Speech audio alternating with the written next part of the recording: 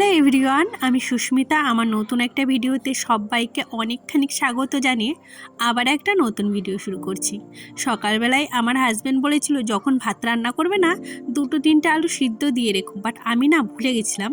তাই পাশে দিদিদের বাড়ি দেখলাম একটু দেরি করে রান্না হয়েছে, তাই আমি আবার 3টে আলু পাঠিয়ে আমি এতটাই ব্যস্ত যে প্রতিদিন ভিডিও পোস্ট করে দেব সেটা কিন্তু সম্ভব হচ্ছে না, যেহেতু আমি প্রচণ্ড চাপে রয়েছি। একে তো বাচ্চা একটা মেয়ে, সংসারের সমস্ত কাজ, তারপরে আবার একটা দোকান, তো সব মিলে হিমশিম খেয়ে যাচ্ছি। তার মধ্যে আবার ভিডিওটাকে এত ভালোবাসি না, সব ব্যস্ততার মধ্যে এটা যেন আমাকে একটা আলাদা শান্তি দেয়।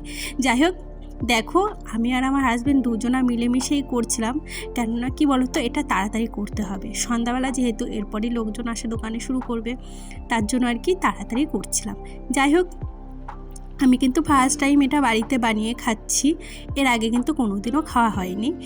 তো দেখলাম বেশ ভালোই হয়েছে জানো তো খেতে। আর দেখো আমি কিন্তু কিভাবে কি তৈরি করলাম পুরোটাই তোমাদের সাথে শেয়ার করলাম।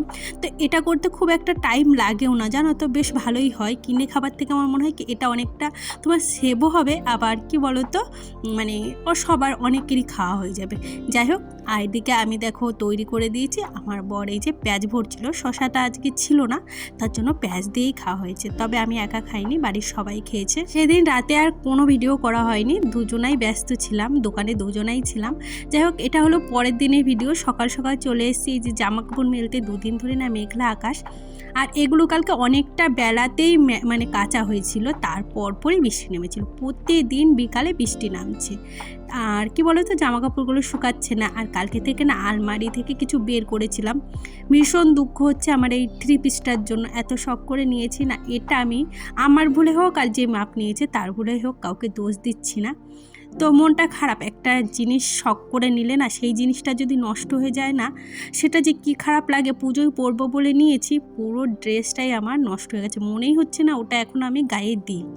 যাই হোক, আমার হাজব্যান্ড বলছে আর একটা নাও। দেখো এত টাকার জিনিস নিয়েছি, আবার যদি আর একটা জিনিস নিই, আমার তো ভীষণ গায়ে লাগে। আমি বলেছি থাক, আমি নেবো না, প্রয়োজন পড়লে ওটা চেষ্টা করব ঠিক করার, যদি না হয় ওটাই পরে নেব। আছে বলে যে আমি গাদা গাদা জিনিস নষ্ট করব, সেটা কিন্তু আমার অভ্যাসও নেই আর স্বভাবও নেই। আমার জিনিসের প্রতি বড্ড মায়া, যেটুকু জিনিস আছে সেটাই গুছিয়ে গাছিয়ে আমি রাখতে ভীষণ ভালোবাসি। আর তোমাদের সাথে কথা বলতে বলতে দেখো আমার ঘরটাও গুছানো হয়ে গেছে। এই ঘরে যেহেতু শুই না, তাই সেরকম একটা গুছানোর কিছু নেই, তবে 2-3 দিন পর পর না একটু এই মোছামুছিগুলো করি। যে এখানেই যা থাকুক না কেন, ধুলো তো পড়েই, তাই না? ঘরে থাকো আর না থাকো, খুব কমই এই ঘরে আসা হয়। ওই ঘরটার থেকে কিন্তু এই ঘরটা বেশি ভালো, কিন্তু কি যেন জানি না, আমার এই ঘরটার থেকে ওই ঘরের প্রতি বেশি টান, কেন জানি না। ওই ঘরেই তার জন্য শুই আমি। আমার হাজব্যান্ড এই খাটটার থেকে, এই খাটটার থেকে ওই খাটটা একটু খারাপ, তবু ওই ওতেই আমার ভীষণ শান্তি পাই শুয়ে আর কি। আর এদিকে দেখো আলমারির কাজটা সকাল সকাল মুছে নিলাম, আজকে একটু হাতে টাইম ছিল, তাই আমি ভাবলাম ঝটপট করে সকাল সকাল যদি এই সমস্ত কাজ করে রাখি, তাহলে আমরা একটু তাড়াতাড়ি স্নান করতে পারবো। আর এইদিকে আমার হাজব্যান্ডকে বলেছিলাম খয়রা মাছ আনতে, আর খয়রা মাছগুলো দেখো কত বড় বড় পিস করে দিয়েছে। আমি হলে না এটা আরও একটু আর একটা করে পিস করতাম, 3টে করে পিস করতাম, কিন্তু কি করব, যে দিয়েছে। আর ভালো করে আঁশগুলোও ছাড়াইনি, আমার অনেকটা টাইম লেগেছে আঁশগুলো ছাড়িয়ে ধুতে। তবে কেটে দিয়েছে, এইটুকুই আমার কাছে অনেক। এত ব্যস্ততার মধ্যে সব কিছু করে ওঠা যে কতটা কষ্ট, তোমরা দেখো তাড়াতাড়ি ফটাফট কাজগুলো হয়ে যাচ্ছে, কিন্তু কাজগুলো যে করতে কতটা টাইম লাগে। আর জানো তো, পেঁপেটা কাটার পর দেখলাম কি পেঁপেটা না কেমন, ভাবছিলাম যে আজকে না খেতেই ভালো হবে না পেঁপেটা। কি বলো তো, পেঁপেটার ভেতর না কেমন শক্ত হয়ে গেছে। তারপরে ভাবলাম পাশের বাড়ি, আমার হাজব্যান্ডকেই পাঠিয়েছিলাম পাশের বাড়ি দিদিদের বাড়ির থেকে আর কি 2টো ডগা চেয়ে আনতে চাল কুমড়োর, তাহলে না পেঁপের ভিতর দিলে একটু টেস্টটা আলাদা হবে, তাহলে খেতে ভালো লাগবে। ওইদিকে মাছ ভাজা চাপিয়ে দিয়েছি, মাছ ভাজা হচ্ছে। আর এদিকে আমি ভাবছি মাছ ভাজা হতে হতে আমি তাড়াতাড়ি করে কেটে ফেলি, তাহলে তাড়াতাড়ি করে রান্না হয়ে যাবে।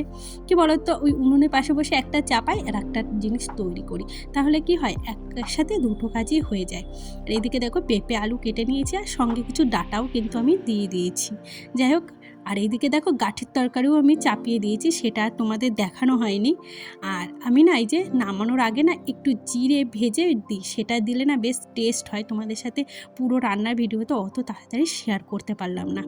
আসলে কি বলো তো, এটা ছিল বৃহস্পতিবার, তো আমার 2-3 দিন বাদে তোমাদের সাথে ভিডিও শেয়ার করা হচ্ছে, করে রাখছি, বাট ওই রেগুলারিটি মেনটেন আর করতে পারছি না, যতই চেষ্টা করছি না কেন। সবশেষে শরীরে তো একটা ক্লান্তি চলেই আসে, তাই না? সারাদিন রেস্ট না পেলে দেখবে রাতে আর ইচ্ছাই করে না যে এডিটিং করি। সমস্ত কাজ আমি যেহেতু এখন রাতে করেই রাখি, সকালবেলা যাতে একটু চাপটা কম হয়, তার জন্য আর না এনার্জি পাচ্ছি না। যাই হোক, এদিকে দেখো তাড়াতাড়ি করে আমি ঘরটাও মুছে নিলাম। আর আজকে না বৃহস্পতিবার হলে কি হবে, যেই দাদাটার কাছে ফুল নিই সেই দাদাটা আজকে আর আসেনি। এত খারাপ লাগে না যেদিন আসে না, আবার এই কাজের ভিতর এই বেলপাতা, দুব্বু, আম পাতা সব এখানে ওইখানে আনতে যাওয়া। আর আজকে না আমি সেরকম একটা ফুলও পাইনি। এই যে তারপরে স্নান টান করে চলে এসেছি, আর এখন দিয়ে ফেলবো পুজো। তবে হ্যাঁ, একটাই আমার মন খারাপ, এবারে পুজোটা আমার ড্রেসগুলো না প্রতিবারই এরকম হয়, মনের মতো ঠিকঠাকই হয় না। তারপরে এটা ওটা দিয়ে পরি, পুজোর ড্রেসগুলোই পরা হয় না। যাই হোক, দেখো এখন পুজো সেরে নিলাম। তো আজকের ভিডিওটা আমি এখানেই শেষ করলাম। ভালো লাগলে প্লিজ একটা লাইক, কমেন্ট আর সাবস্ক্রাইব।